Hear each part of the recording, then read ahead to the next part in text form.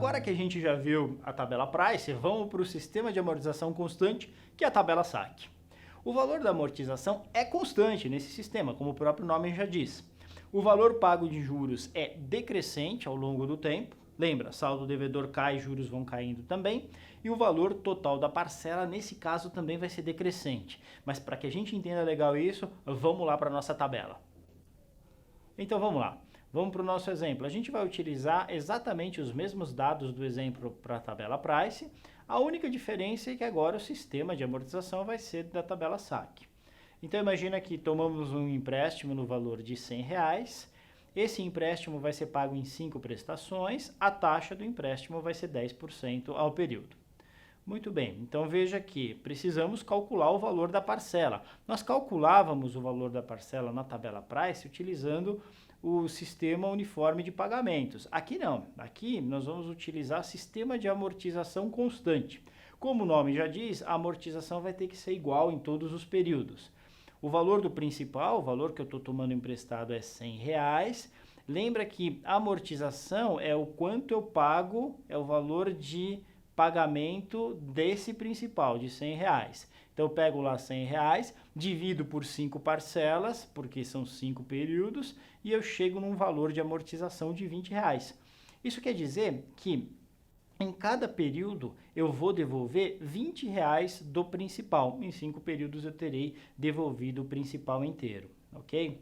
Muito bom. Agora, lembra que a parcela é sempre composta de amortização mais os juros que incidiram no período anterior. Então vamos começar a montar a nossa tabela, porque aí a gente deixa tudo mais claro. No período 0 eu tenho um saldo devedor de R$100, que foi o valor que eu tomei emprestado. Esse saldo devedor vai evoluir para o período 1 a uma taxa de 10%, então 100 vai virar 110 no período 1, passa a ser o saldo devedor antes de eu pagar a parcela. E para calcular o valor da parcela, olha só, eu sei que minha amortização vai ter que ser R$20, vai ser sempre R$20, mas eu tenho que pagar os juros que incidiram no período anterior. Então, lembra que eu peguei emprestado 100, esse valor do saldo devedor evoluiu para 110. Os juros, então, que incidiram foram de R$10.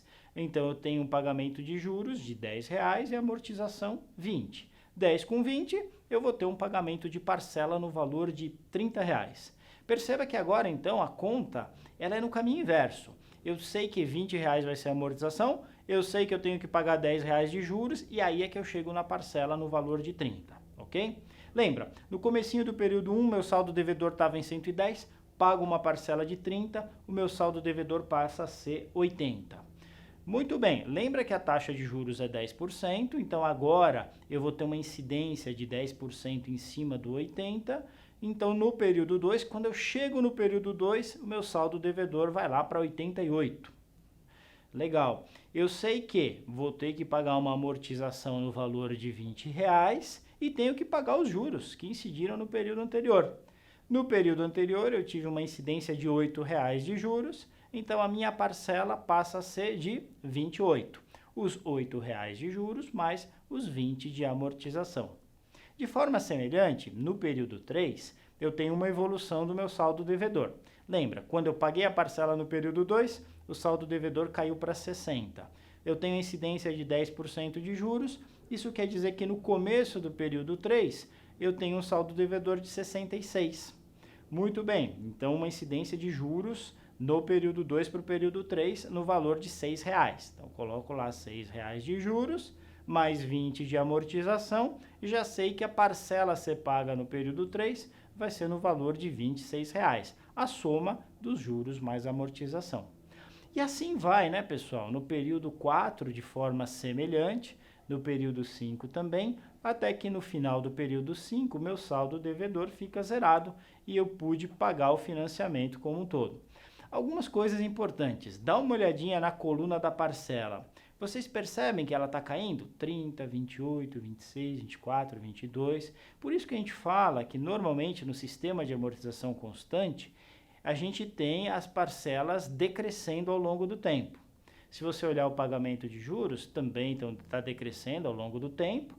Isso acontece porque o saldo devedor vai caindo e os juros sempre incidem em cima do saldo devedor.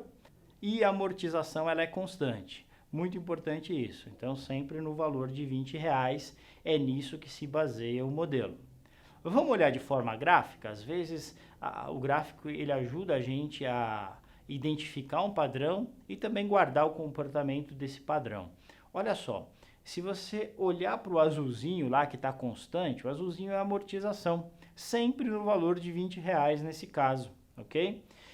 Já os juros vão decrescendo ao longo do tempo, o saldo devedor cai, os juros vão caindo, e a gente sabe que a parcela é a soma dos dois. A parcela é a soma do azulzinho, que é a amortização, e do amarelo, que é o pagamento de juros. Então, a parcela também se torna decrescente. Legal? Novamente, tem alguns exercícios na sequência para você fazer. Capricha nos exercícios, que eu tenho certeza que você vai dominar também essa parte de sistema de amortização constante. Valeu e até o próximo vídeo.